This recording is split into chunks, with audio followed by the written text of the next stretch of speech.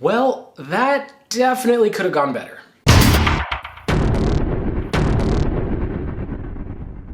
Hey everyone, today sharing with you our new and hopefully improved process for hiring. This comes out of some analysis I was doing last week and realized that $804.40 of losses directly attributed to bad hires, less than honest timesheets, and just all around poor performance and poor communication and results. So we'll get to all of that as we go through here. I don't want to be a negative Nelly and just, woe is me, we lost $800. It is a freaking lot of money. Like, don't get me wrong. I am legitimately pissed. And this is like the third or fourth take because I'm trying not to ramble too much on how upset I am with how much money we just lost. So hopefully this process will help you not lose so much money. You probably still will have some bad hires, but hopefully this can weed out a little more of the people who are not a good fit. I'm not gonna say bad eggs or terrible people, just not a good fit. We'll keep it as airy and positive as possible. Okay, let's just go ahead and jump in here. So this is my base camp, and this is our current process for hiring. So we go ahead and do let's blow this up a little bit. So we go through, of course, we write a job description, we ask for some work samples and embed an easy ask inside there. I'll get to that in a moment. We go ahead and review cover letters and portfolios. We have an audition, and then of course we have the interview. And actually, just right off the bat, the interviews have turned out to be the least important part of this entire process. In fact, I have stopped insisting on trying to do like actual voice interviews. We just do written interviews now because in my humble experience over the past 10 years, doing audio interviews, let alone video interviews, seem to have no bearing on the actual quality of work. And in fact, most of the hires we have now never did an audio interview. It's all been written. And I think especially when you're dealing with multiple cultures, it winds up being it's a lot more comfortable for the freelancer and contractor, and it just works out being better for us as well. So we'll go ahead and dive into that. So first, the job posting itself, right? We used Onlinejobs.ph. We had a YouTube social media writer, business and marketing YouTube channel. So I'll point out three main things that we do in this description. You can always pause this video if you want to actually read through the whole thing. So here's part number 1, 2, 3, and here's part number 2, 1, 2, 3. So you've got the whole, 1, 2, 3. Okay, now you've got the whole thing if you want to pause through, right? So number 1, what I like doing is having some sort of embedded request so I know that they actually read the posting. So if we go purple elephant here, I always use purple elephant at the very end and say, please start your proposal with purple elephant. So when we go through these actual proposals and examples in a moment, you'll actually see what people replied to this job posting with. You'll see that a lot of these actually did include purple elephant. And I cherry picked 6. We're not gonna go through all 17 because that would be crazy, right? So that's number 1. Number 2, I like to make it clear that what we care about is the quality of the person as opposed to their skill set. I'll talk more about that when we get to proposals. But at the end of the day, when you're working with someone who is across the globe or across the country, maybe just across town, right? Even if you're using something like Hubstaff where you're taking screenshots every 10 or 15 seconds, the skills required to do whatever you're hiring are always second to the integrity and commitment and desire to learn of the person. And so that's what this section is. And I'll actually show you one of them where someone actually applied who did not have any experience at all, but they felt comfortable applying because I spent so much time talking about, hey, this is what we actually care about. And then of course, number 3 is being very, very clear with exactly what the job actually is. So being clear with what the job actually is, I'm gonna cheat a little bit. Number 1, you say exactly how many hours, whether or not this is a part-time project where it's only gonna go for 6 months and then it's gonna stop, or we're looking for someone who's gonna be with us for years. And then part number 2 of that is being incredibly overly detailed with exactly what they're going to be doing. So this position overview if I was imagining telling someone what they needed to do internally, where I said, you know what, I need a YouTube description written, so I need you to do this, this, and that, being that detailed with your job description is actually going to help filter out the lazy people, because lazy people don't want to read all of this, and lazy people will look at this and go, oh my gosh, this person is super OCD. There's no way I'd want to work with them. They'd probably just be too nitpicky. And that actually pushes away who I consider lazy. You might actually want that person, right? We all have our preferences. But the advantage of this is that it pushes those people away, and then people who like structure and appreciate being told exactly what to do and having step-by-step bullet points, they're attracted to this. So automatically, hopefully, I'm attracting people who have integrity and want to learn and are okay with my style of communication. I think I spent way too much time on that, but again, you can go ahead and pause if you want to see the job description. So of course, the next step is actually just sitting back and letting proposals come in. So we got about, I think, 17 to 25 proposals on this one. Don't quote me on that. I don't remember. It was at least 17, maybe 17 or 25. So let's go ahead and go through the proposal reviews. So I won't go through each one in detail again. I'm going to briefly go over, and I learned my lesson from the last vlog where I tried to share my copywriting process. I've made notes ahead of time. So we'll go ahead and go through these different applications. So application number one, the subject lines are sometimes funny. Obviously, I'm your girl. My wife was not a fan of that at all for obvious reasons, but you just kind of have to give a lot of grace with the cultural barriers, because obviously if an American was doing that, they would know that that would be incredibly inappropriate. So moving on, we have purple elephant at the top because that's what they were supposed to include in their job proposal. You see everybody does that. Then number two, they talked about their digital marketing experience.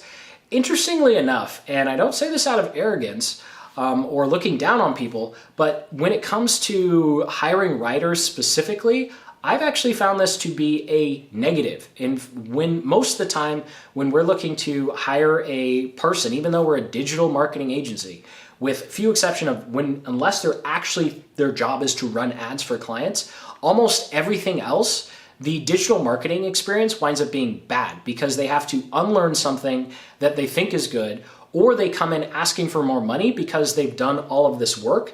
And again, not to be arrogant, but we look at the work and we go, yeah, we don't care that you did all that. That's not how we do things.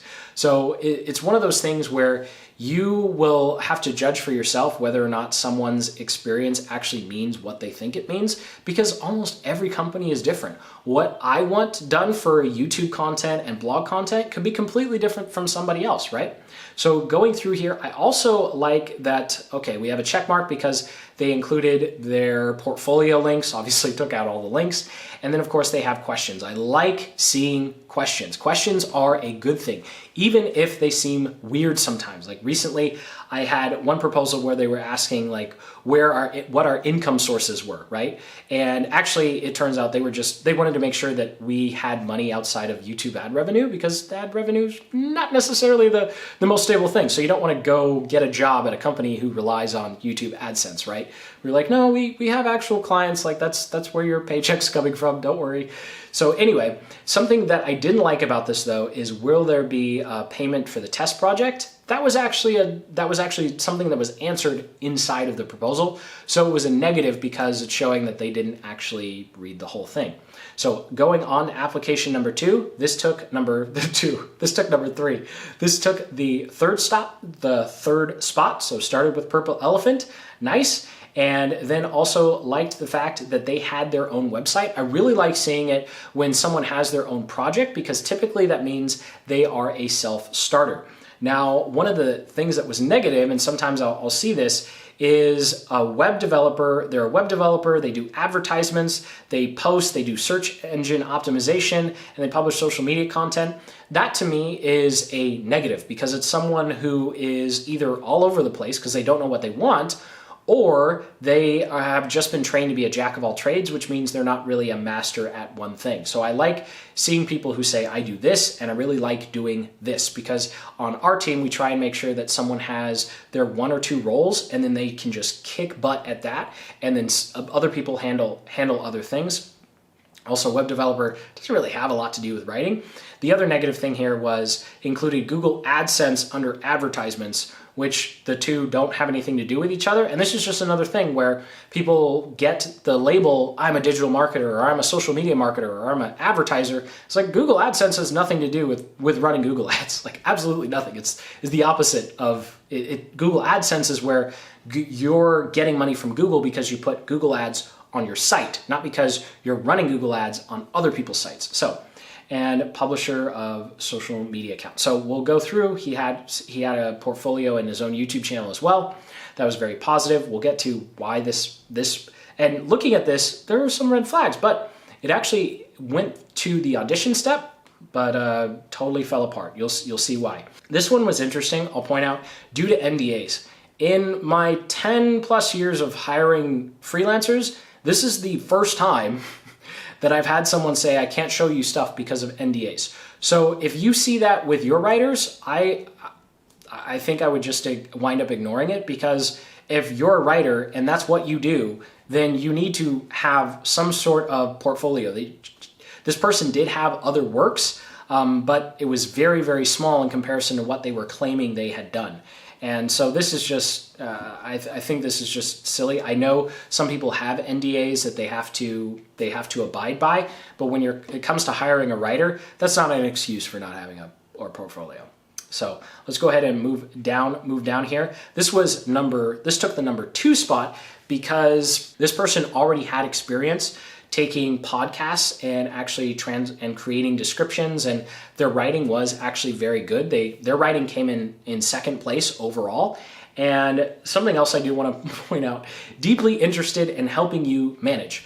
As a native US English speaker, this is something that I would never say, right? But if you're in the US or Canada, or English is your first language, when you're going through these, definitely be very gracious with the verbs and adjectives, because technically this sentence is correct, right? You just wouldn't actually say things this way. And I found that working with writers, especially from other countries, it's very easy for you to just say, hey, you said it correctly, the grammar's okay, we just never use this vernacular to communicate, to this vernacular in this particular setting to communicate that. So just wanted to point that out. And that's all for the second place. So then we're actually tied for first, and you'll see why we were tied for first. So Purple Elephant, good. And then this is the one I was talking about, where this person did not have any of the experience that we were looking for, and they were upfront about it. But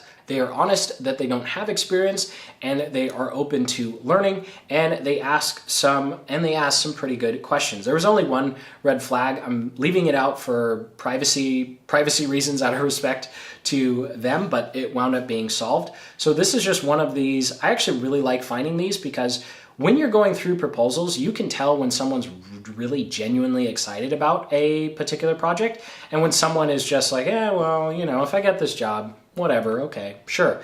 And of course, you want to find people who are genuinely excited to work at your company and work with you. And this was one of them. So this is why it tied for first. Had some pretty good work samples that weren't all directly related.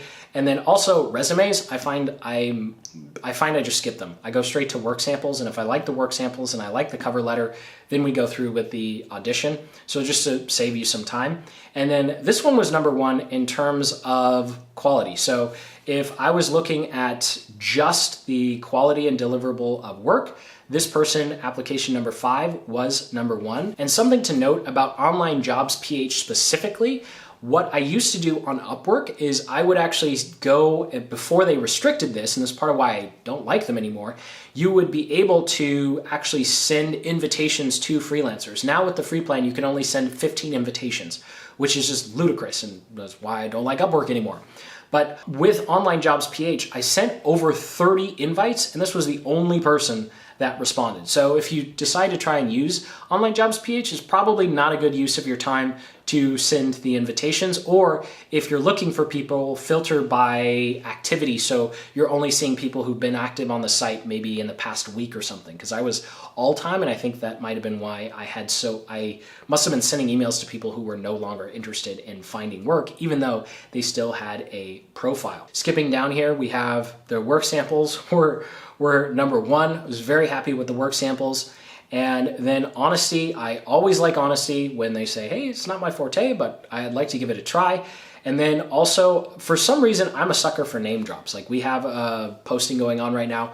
Someone made a Seth Godin joke about the purple cow because I asked for a purple elephant. Like it was really clever, right? And it's just a great way to stand out. And ironically, I don't think, I shouldn't say never, I tend to not see any name drops of people they like learning from when they say they're a digital marketer. And so it's interesting because every time I have someone say, I really like watching like Neil Patel, or I'm familiar with ClickFunnels, or I've read all of Seth Godin books, or I'm a Gary Vee fan, whatever name drop they do, those people are almost always on the spectrum of less experience that they talk about versus more experience with other people. I do find that interesting.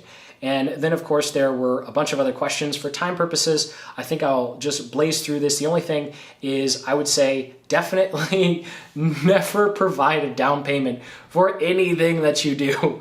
It's really painful reading some of the comments I have on the Upwork and Fiverr videos. Well, Fiverr kind of forces you to. There's a lot more protection for you there. But definitely with these types of projects, you don't need to give a down payment. What we do is we pay every week. So the freelancer knows that they're actually going to get their money. And so let's go ahead and skip through. I think this one bugged me. This one bugged me for some reason.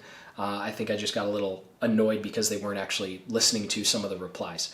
But that does it for the proposals. So you go through all those proposals, and that leads us to the auditions, right? So with the audition, here's what we do. So first things first, with the audition is I send an audition invitation, and I purposely delay it. So they've sent this is a week later. So we post on a Monday, then we have a week of applications, then the next Monday we review, and we send out this audition message. Now the reason I send out the message and I don't immediately ask them to hire the audition is because I want one more point of contact before I actually hire them for the audition.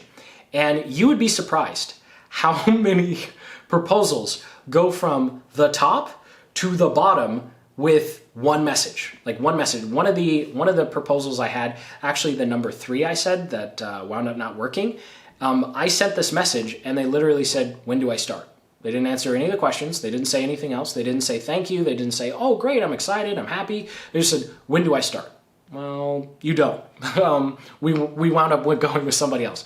Or you'll find that they don't respond for 3 or 4 days. So that's the other kind of nice little, I almost said trick, but it is a trick. It's a nice little trick you can include with your hiring process so that you add delays within there just so you can see how do they respond to you, and then also how long does it take them to respond. Because I've had people who took over a week to reply to this message, and it's like, oh yeah, sure, I'd love to. Like it's been a week. You obviously don't want the job. You don't care, right?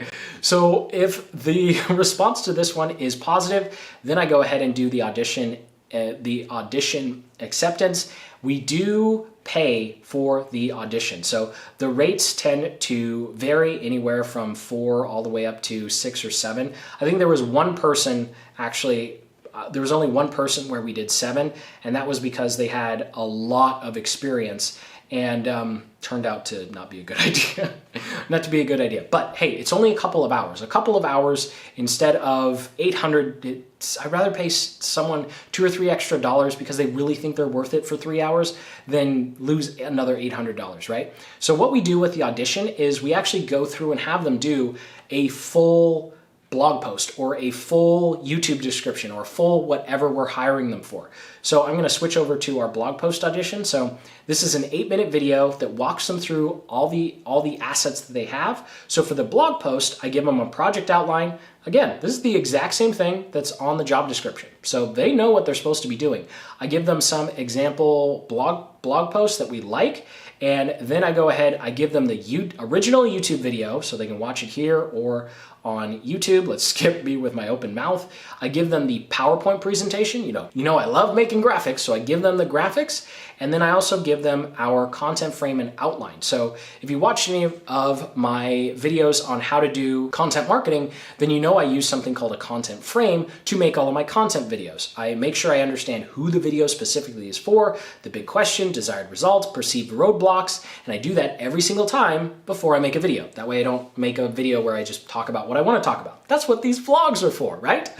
So go ahead and hit that like button if you're still watching. We're almost 20 minutes in here. So for the content outline, this is just all the information I personally write before I record the video. So I'm giving that to them to help them write the blog post, and then I give them the video description, and then finally we give them the transcript. So they have everything that they would need to go ahead and put together the blog post, and then we give them about a week to write it. And Onlinejobs.ph actually gives you something called Time Proof. It's a free tool that will automatically take screenshots of their screens. Screenshot tool takes screenshots of screen. Revolutionary, right? So it automatically takes those screenshots, and then we're easily able to see kind of their work process and how much time it took them, and more importantly, if they were doing other things while the time was going. That's the other thing too. You'd be surprised just at each step of this process where people seem to stop putting their best foot forward. And so once the auditions are done, I'm going to go back to my templates here. You'll see I template everything just to make it really easy. And the final one I do is a written interview. So this written interview is 10 questions. I'll zoom out a little bit so you can see more of the questions. And these questions range from career to logistical to some personal ones as well. And so I've found that this is actually infinitely better than having someone try to answer these questions live, because it allows them to take their time. And I find that the questions are a lot more complete because we're removing that whole nervousness of, oh gosh, what am I supposed to say? Like, you've been in an interview before. It's nerve-wracking. This person's holding your financial future over your head, right? Like, it's not a fun situation to be in at all. And as someone who's done quite a few interviews, not very much, but quite a few, it's not any more fun sitting on the other side of the table either, because you're sitting there trying to figure out what follow-up questions to ask in real time, right? So this just gives everyone space to breathe and think about what they want to say and how they want to say it before they ultimately answer those questions. And so obviously number 9, I give them a chance to ask their own questions. And then number 10, this is kind of like the final check, where we ask them to write why we should hire you. Now, personally, between you and me, when I see this question asked of me, it just kind of drove me nuts. However, I still think it's a really good question because it does force people to really think about what they think their best quality is or why they think they're a good fit for the job. And it's interesting to see how you can compare why you think they're a good fit versus why they think they're a good fit. And sometimes you'll find that they'll talk about something that you hadn't even noticed. So I've found that there's a lot of value in this question, even though personally I just can't stand answering it. But hey, that's one of the few advantages of being an entrepreneur, right? Actually, you know what? That's not true, because when I've done sales calls or when I've been in proposal processes for client projects, I've had questions similar to that. So if you have client work, that question is not going to go away. So you might as well come up with an answer. So that does it for our entire process for hiring. And hopefully that can save you a whole lot of headaches when it comes to hiring the wrong person. And I sincerely hope it saves you quite a bit of money in hiring the wrong person as well. Does this take longer? Yes, I think this takes at least twice as long as if I just put up a proposal and then read through them and said, oh, that person looks good, let's hire them and see how it works out, right? So you're adding an extra 2 to 3 weeks, but you're going to be very, very happy down the road and hopefully save you some money. So comment below with your hiring and team building questions. Sincerely hope this was helpful, and do comment below and let me know if there's any part of this process that I glossed over too much and you'd like a deeper dive on, because I can definitely copy paste some of what I blazed through here, or actually just do another vlog where I take a deeper dive on that part, because ultimately I just want to share what's working for us, so hopefully it can work for you as well. So hopefully you learned some things that you can apply to your own hiring process and hopefully save you a lot of money and time in hiring the wrong person and bad fits for your team. So thank you so much for watching. Go ahead and hit that like button, comment below with anything you'd like a deeper dive on, or if you have questions on, because ultimately I share everything that I'm working on and learning so that you can hopefully shortcut the process a little bit. So until the next, hit that like button and keep building the business you love.